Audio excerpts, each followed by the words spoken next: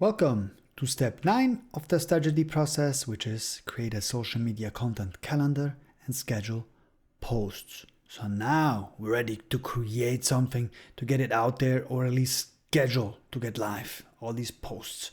We know our target market, or we created our personas, we did the social media audit, SWOT analysis, we determined resources and responsibilities. We know how to write, what to write, because we established a tone of voice.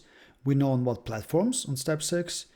And now it's ready. I think we're ready, at least to schedule it in a social media content calendar. What is that? Sounds scary? Nothing to be worried about. You also have a template of a content calendar in your textbook ready to download. So it basically helps the team plan, organize, and schedule upcoming social media posts.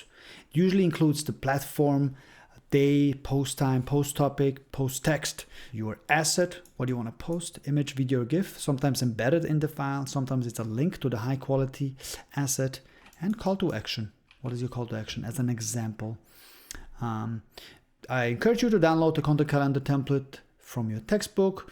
That is a great starting point as an Excel sheet, especially for class projects. In the real world, social media gets really fast, really messy. So a content calendar come in really handy.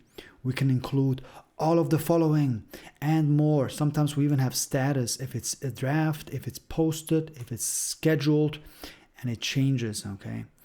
And also it get very messy in the real world. Why did I say that? Because maybe in the same week, the same month, you have a holiday campaign, product launch, campus event, press release, TikTok trend, a UGC testimonial you want to repost, and everything comes up at once. You can sometimes plan for everything. You're trying the best of your abilities, but the real world can get really messy.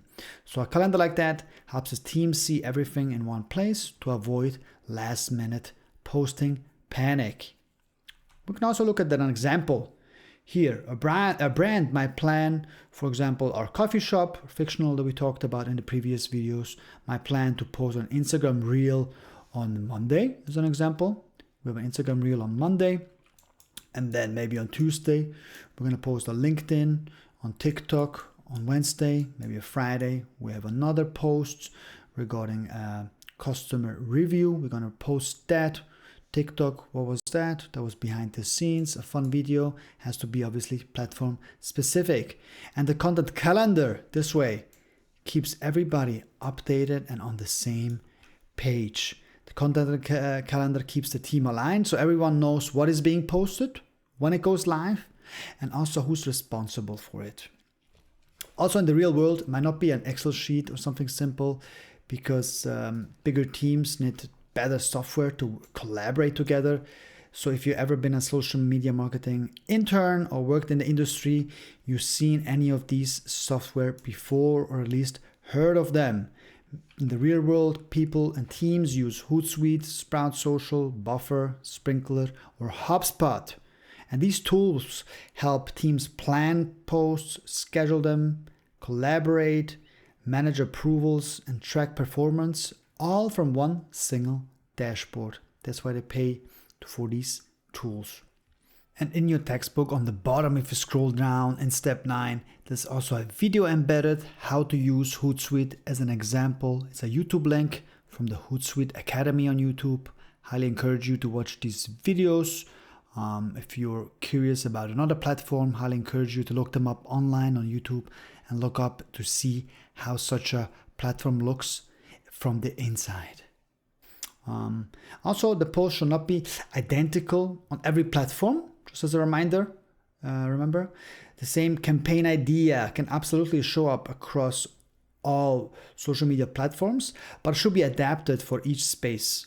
That might mean changing the caption and hashtags, or image size, video length, or call to action, so the post feels natural on that specific platform you're posting it to. So instead of just copy-pasting the same thing everywhere, think of it as repurposing with intention.